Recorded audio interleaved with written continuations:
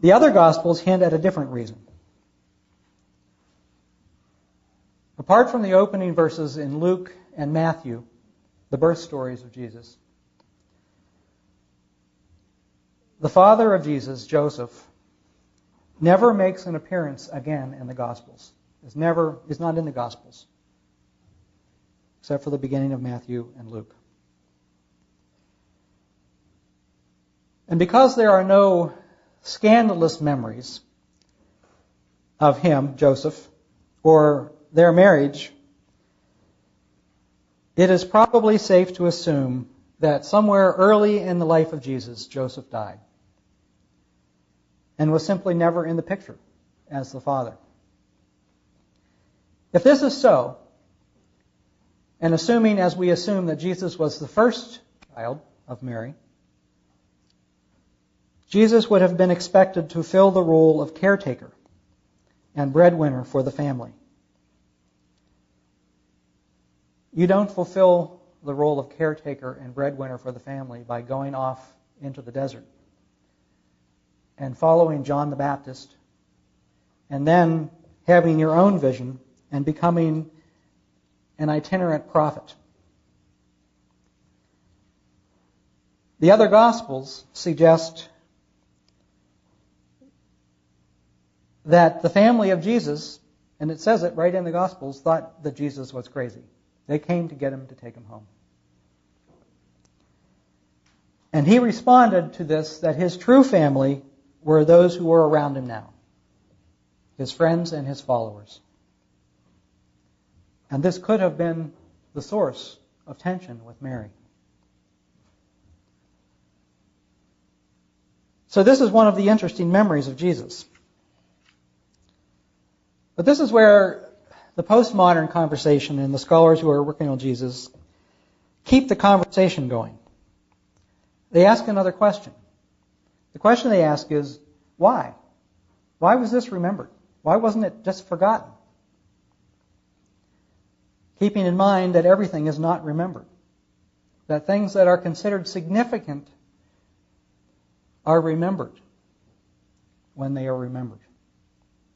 Why was this memory considered significant to those who were writing the Gospels and telling the stories of Jesus? We have lots of evidence from the beginning of the Christian movement that the Christian movement divided families. As Christianity spread in the Roman Empire, it was viewed as a new and unknown religion. It was viewed as a cult, which was why it was not officially recognized by the Romans for a first couple of centuries, and why Christians were sometimes persecuted for becoming Christians. Becoming a Christian in the early Roman Empire was not just about adding another religious icon in the house with another feast day, which in that day was like what the pagan religions were. As the Roman Empire expanded and they conquered other countries who had their own religious expressions, most of them of some kind of pagan orientation, they just brought that into their religious experience and added another feast day, and people added another little statue in their house of all the different pagan gods. When someone became a Christian, they were required, expected, to get rid of all of those other icons and to cease worshiping the other gods. And we have plenty of evidence from letters and early sermons and writings that this divided families. We have accounts of Christians who were arrested for being Christians and persecuted and sometimes on their way to their deaths as martyrs. And their pagan family members begging them, just sacrifice. Make a sacrifice to the idols so you can come home and be safe. And many of them did not and went to their death. So it may have helped to remember that Jesus had the same kind of experience. His own vision, his own ministry divided him from his mother and his family. And to tell the story that as it was for Jesus, who now was part of a new family, so it is for us in the early Christian movement. We are now part of a new family. And this is a quite feasible reason that the gospel writers told these stories about Jesus and his mother, and why they were remembered. Because it helped.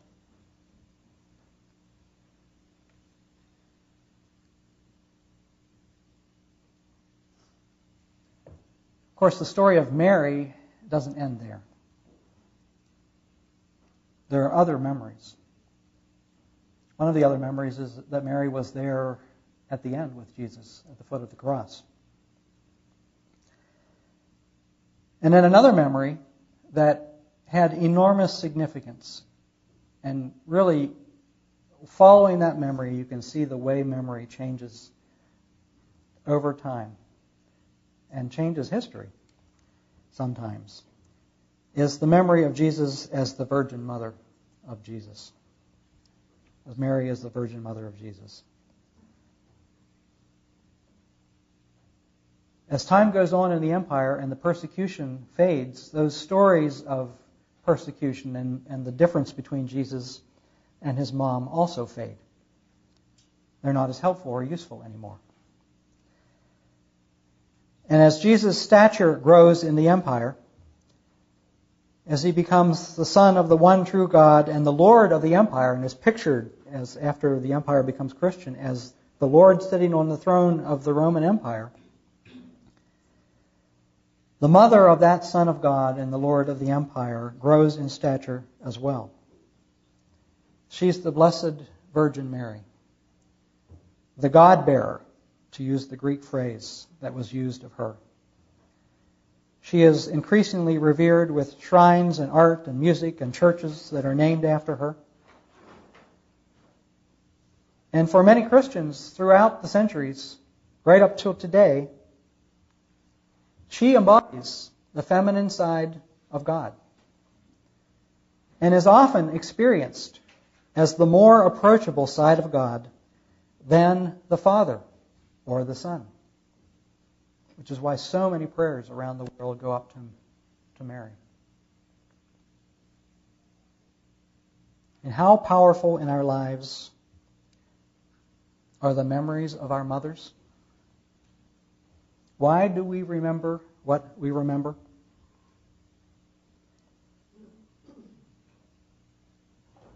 You don't have to be Catholic or Orthodox to think about Mary, the mother of Jesus, and that whole range of memories of her, and how powerful that whole experience is of mother.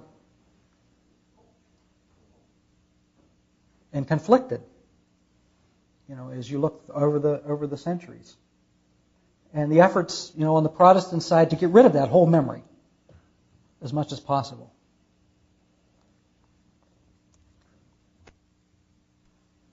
Most of us don't have moms with quite that stature. But when you think about your mom, it's no surprise to me that we have the history we have with Mary. As powerful as that history it is, because of the kind of emotional bonds that we have with mothers and motherhood, and the way it affects us so deeply and so importantly. So this week, today, as you think about your moms, here or gone, and give thanks for them in the way that you will, whatever way you will, think about Mary too.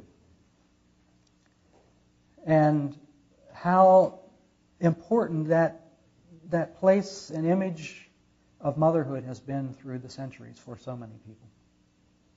And why it is that way. Why is she remembered the way she's remembered? And when you can think about that, and get an understanding of that, you can think a little bit about why I remember my mom the way I remember my mom and talk about her.